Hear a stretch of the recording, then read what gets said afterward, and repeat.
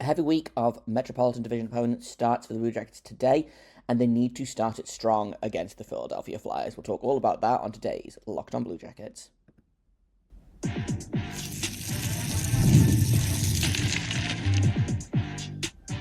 You're Locked On Blue Jackets, your daily podcast on the Columbus Blue Jackets, part of the Locked On Podcast Network, your team every day. Hello and welcome to Locked On Blue Jackets, part of the Locked On Podcast Network, your team every day. I am, as always, your host Jay Foster, here to give you the good, the bad, and the ugly about your favourite team, and mine, the Columbus Blue Jackets. Before we get things started, I want to thank everyone for making this your first listen of the day every single day. Locked On Blue Jackets is free and available on all podcast platforms and over on YouTube. I also have to let you know today's episode is brought to you by FanDuel. You can start the season with a big return on FanDuel. New customers can place a $5 bet and get $150 in bonus bets if that $5 bet wins. Just visit FanDuel.com to get started. And we're going to get started today with talking a little bit about the Philadelphia Flyers. Well, we're going to talk about the game tonight, which is against the Philadelphia Flyers, and then we'll probably go into talking about the Flyers a little bit. The Blue Jackets are back where they like to be. They're back at home. They're back at Nationwide, which is a big boost because, like I mentioned kind of at the end of yesterday's show, I think, the Blue Jackets are a much, much, much better team at home than they are on the road, and like it's not even particularly close. They have double the amount of wins at home than they do on the road. At home they are 8-3-1, and they are 4-9-2 on the road. It's a really stark difference, and I believe actually the Blue Jackets have played one more game on the road. So like looking forward to getting back to Nationwide. They're there for a little while now. I believe it's a 4 or 5 game homestand. This week they play Philadelphia at home, Washington at home, Anaheim at home, before hitting the road to play Carolina and Tampa, and then back at home to play the Devils. So next couple of weeks, a lot of Metropolitan Division rivals coming up, and which they haven't played a lot of so far this season. I believe the only Metro rivals that they've played they've had one game against Carolina, one against Pittsburgh, and one against Washington, and that's it. They've done a lot of Western Coast teams, which Western Conference teams, I should say, which is like not the worst because it means that the travel's out of the way and everything. But those games are ostensibly less important than these ones. You know, these are essentially 4-point games. I don't know if that metric like tracks to North American sport, but that's a thing that people say a lot about in soccer is if you're playing a team like that's next to you in the standings, then that's a 4-point game, because essentially what means is you get the 2 points that you get by winning, and they lose the 2 points that they would have gotten by winning. So they call them 4-point games. And so the Blue Jackets this week have 2 out of their 3 games are 4-point games. So like huge game against Philadelphia coming up, and then they play Washington, who beat the pants off them the last time they faced. So 2 big games. Philadelphia's kind of in a weird spot at the minute. They have 1 point ahead of Columbus in one more game. Columbus is 12-12-3. Philadelphia is 12-12-4. And honestly, they're pretty evenly matched in a lot of things. The goaltending isn't great. They are doing a similar-ish thing as Columbus, of kind of scoring by committee. Like the only players that have fewer than 5 points on the season right now, which is kind of the benchmark I've been using for the Blue Jackets, is Nick Delorier, who's only played 7 games, Jamie Drysdale, who's played 16, and Eric Johnson, who's played 15. They've only actually had 2 defensemen that have played all of their 28 games at the minute. That's kind of weird and wild. But yeah, the Blue Jackets are kind of in the same place. The only player to have less than 5 points is the only forward is Mikhail Pucha, and then Jack Johnson has 1 assist in 15 games. Jordan Harris has 1 assist in 18 games. So like they're again scoring by committee. Everyone else on both teams has 5, 6, 7 points at least. And then, they've got their big names. They've got the Travis Konecny, who's having a real good season. Matvei Michkov, who is just under a point a game as a rookie.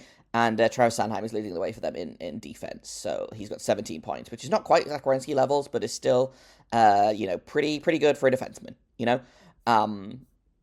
So it's going to be an interesting matchup. I do think these teams are pretty evenly matched. Like I said, the goaltending is kind of on par. I don't know off the top of my head if I don't think Philadelphia played. Did Philadelphia play last night or did they play the night before?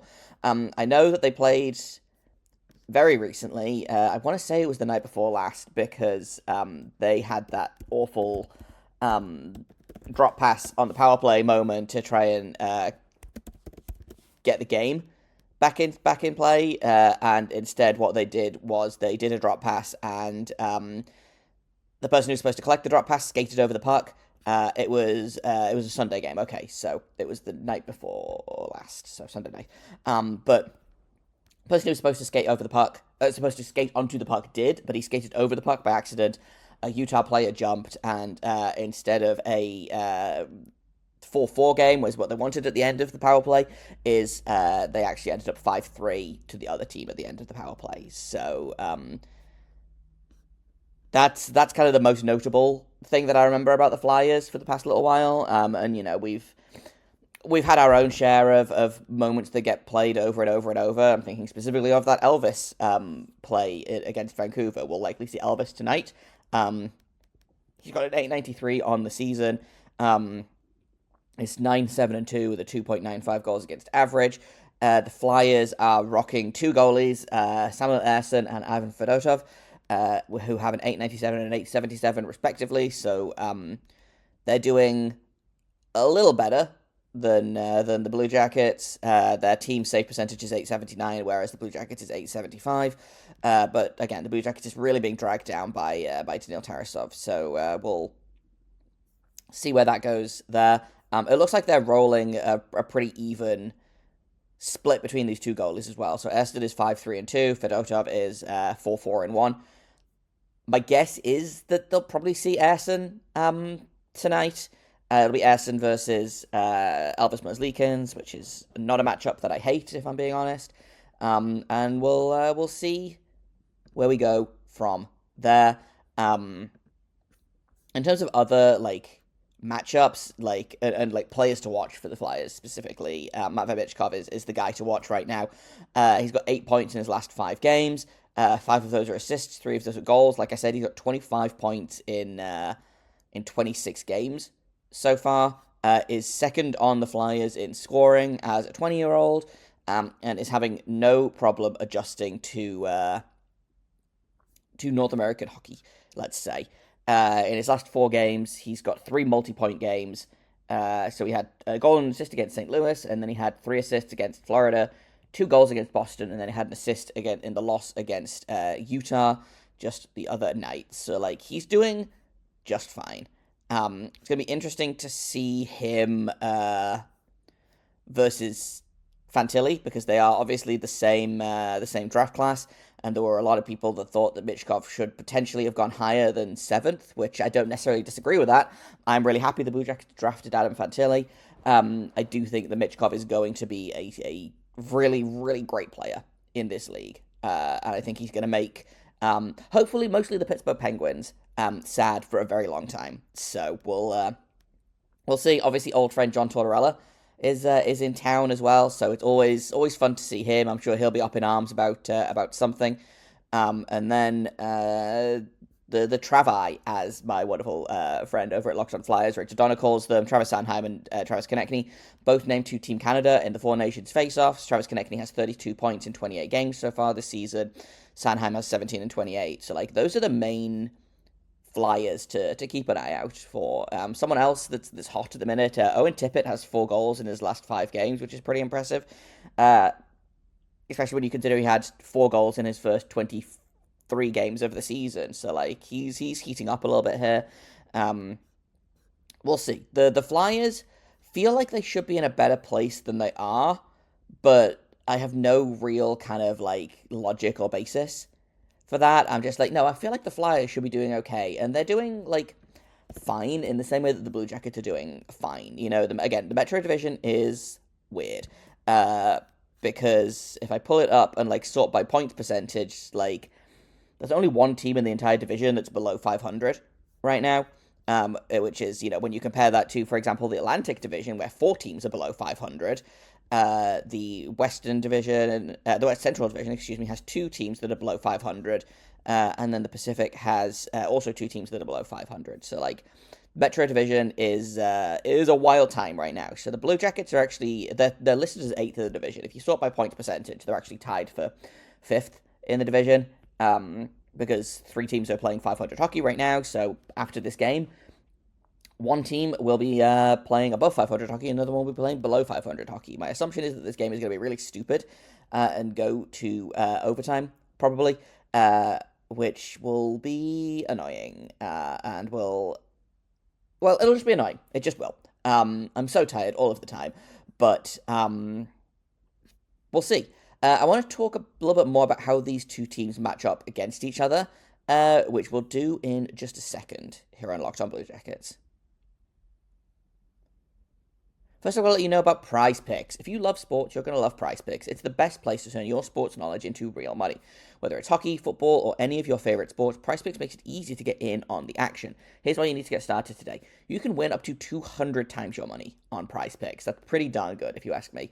And when you play your first $5 lineup, you get $50 instantly when you play it. There's no need to win. That $50 is guaranteed, and you can spend that $50 on whatever you want on whichever lineups you want. PrizePicks also offers fun weekly promotions like Taco Tuesday, with select player projections are discounted up to 25%. This week on PrizePicks, I'm eyeing up the hockey board, and I'm looking at Jack Hughes for more than 4 shots on goal, and Arturo Panarin for more than 1 assist. It's really easy to make my picks, and I can have fun with friends as well while cashing out fast. Download the app today and use code LOCKEDONNHL to get $50 instantly after you play your first $5 lineup. That's right, $50 instantly with code LOCKEDONNHL. PrizePicks, run your game. Welcome back to Locked On Blue Jackets. We're talking about the Philadelphia Flyers. We're going to talk a little bit about the Blue Jackets as well, because there's a couple of lineup changes that will be happening. Actually, let's talk about those first while I have the tweet in front of me.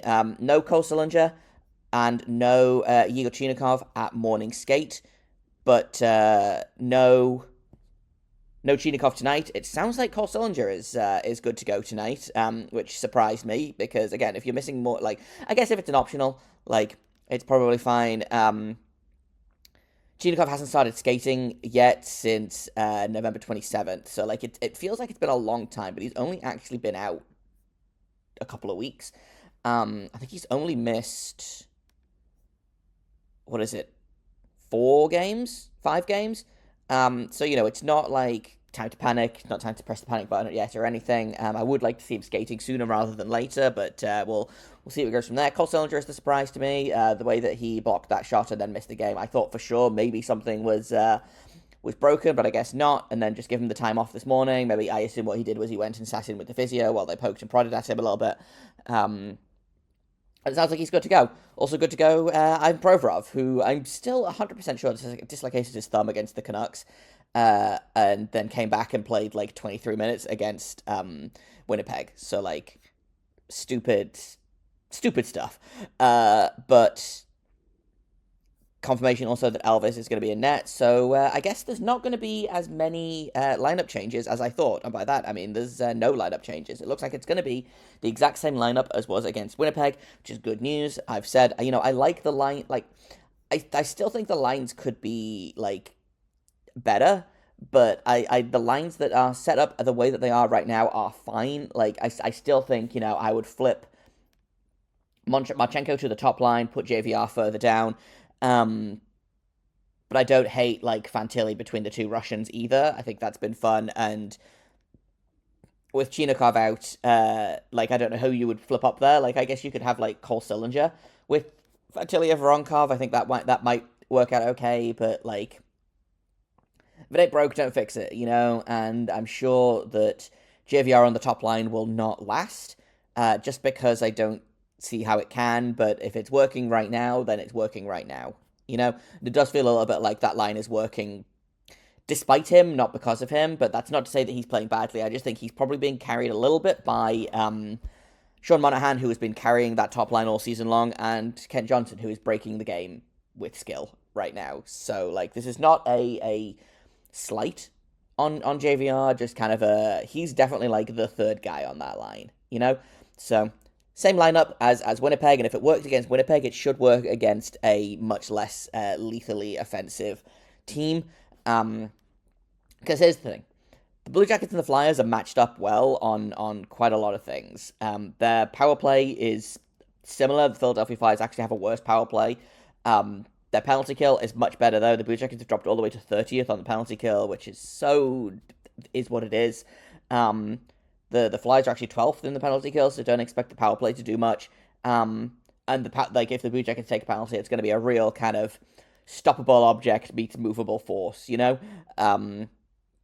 The interesting thing is the Philadelphia Flyers are scoring basically no goals a game. They're 22nd in the league, so not none, but they are scoring around about half a goal a game less than the Blue Jackets, but they're allowing about 3.5 goals, which is about what the Blue Jackets are allowing. So, Blue Jackets are scoring 3.4 goals per game and allowing 3.5. The Flyers are scoring 2.8 goals per game and allowing 3.4. So, they're scoring. Their scoring is way down, and I think I alluded to this yesterday when I looked at the standings, which the Blue Jackets have scored more goals than the Flyers overall this season, and they've allowed less, not by much, but they have allowed fewer goals. The Blue Jackets have scored 93 goals and allowed 96. The Flyers have only scored 83 and they've allowed 98. So they have a minus 15 goal differential right now to the Blue Jackets minus 3. And the Blue Jackets have, and this is the big thing, the Blue Jackets continue to be very, very good at home. They are, I think after the Winnipeg game, I don't have my numbers in front of me, but I believe they're back up to a negative 14 goal differential on the road, and they're at a plus 14 goal differential at home, which hasn't changed because since I started tracking that, they've actually been on the road this entire time. So it's looking pretty good for the Blue Jackets, but, we've said that before, right? What do they need to do to get a victory in tonight's game? Well, there's a couple of things, and we'll talk about them in just a second here on Locked On Blue Jackets. First, I've got to tell you about FanDuel, America's #1 sportsbook. Get ready to tackle the NFL action. Right now, new customers can bet $5 and get $150 in bonus bets if you win. The FanDuel Sportsbook app gives you everything you need to place live bets on the NFL all in one place. So when you get a hunch in the middle of the game, you can check out the latest stats, you can view live play-by-play, and so much more on the same page where you place your bets. Just visit FanDuel.com to join today. You're going to get started with $150 in bonus bets if that first $5 bet wins. So just find the heaviest favorite you can, put $5 on it, and you're going to get $150 in bonus bets to do whatever you want with. That's FanDuel.com. Never waste a hunch and make every moment more with FanDuel, an official sportsbook partner of the NFL. Welcome back to Locked On Blue Jackets. Let's talk about how the Blue Jackets could win this game. And honestly, it's kind of just more of the same, they did a lot of things very well in Winnipeg. They got out attempted, but they did outshoot the Jets. I don't know if I brought this up yesterday, but if I can pull up the game real quick, they actually in all situations they outshot the Jets. I think it was 28-26 or 28 to 28 to 25 were the final shots in favor of the Blue Jackets, but the Jets had 70 shot attempts and the Blue Jackets only had 59. The Jets were trying to create more, but the Blue Jackets were way more efficient in their creation. So they actually, Blue Jackets created 3.78 expected goals. The Jets created 3.09, which I think is actually credit to what a good night Elvis had. He allowed one goal on the night. That was on the power play. It was on the fourth power play of the night because this team just keeps taking penalties for whatever reason to give me grey hairs, basically. But they created less, but they were more efficient in their creation, which is really fun. I don't know that I've seen that since I started kind of paying close attention to these. I wouldn't call them micro stats necessarily, but they're one level down from regular stats, which is really interesting. The Jets had a lot more high danger shot attempts than the Blue Jackets, so I don't know that that's a great way to do things, but it'll be interesting to see what they do against a team that doesn't score as much, because that's the thing. The Winnipeg Jets score a lot of goals, I don't know what the Flyers will do if faced with kind of that much offense creation. Like I'm looking at it here. They are they have expected goals for this season of they are not creating as much as they are allowing. Basically, they're at 48%. So like it's basically even, but not quite. They've so far this season they've created 79 expected goals for. They've actually scored 80 according to this. And then they expected goals against, they're at 84.4. They've actually allowed 96. So there's something.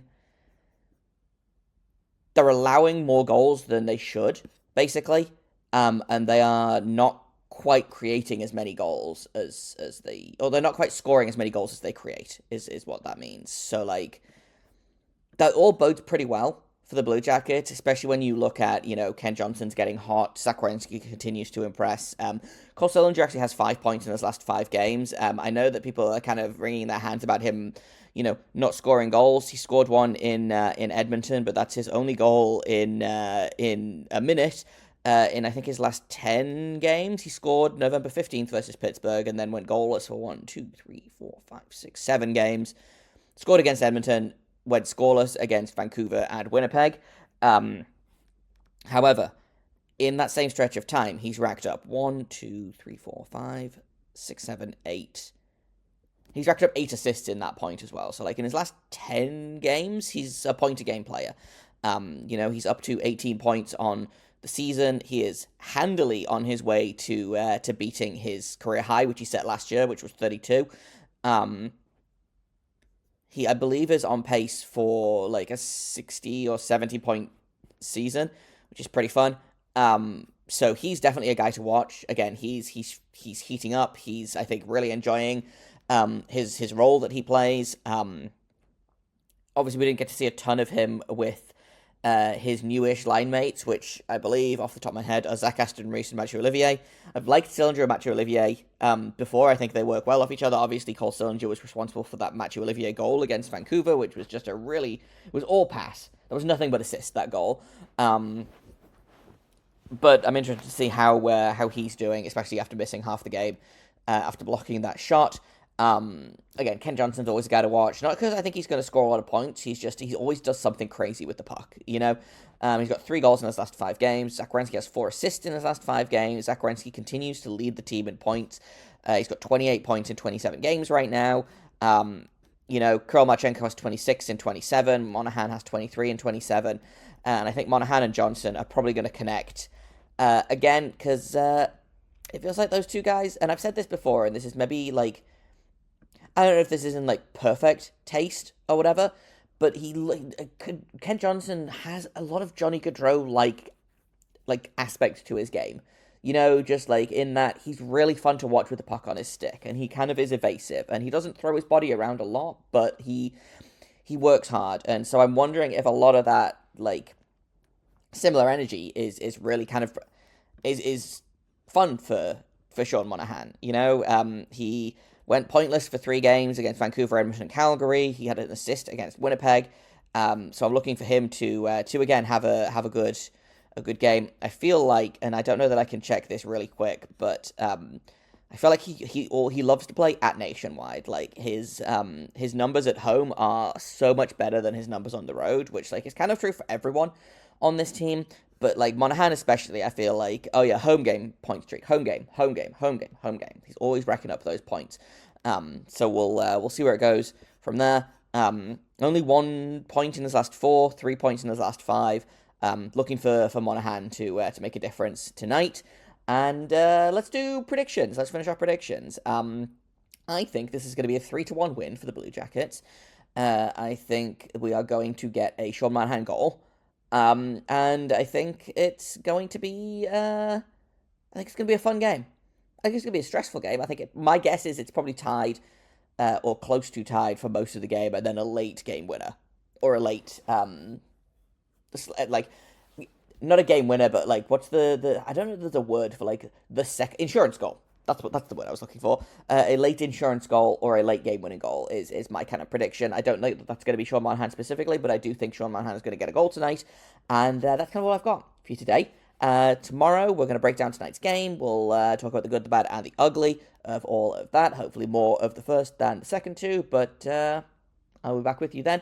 You can find me on Twitter at _Jacob Foster, JAKOBFORSTER. You can find the show at LO_Blue Jacket. If you have comments, questions, criticisms, you can email me at lockedonbluejackets@gmail.com.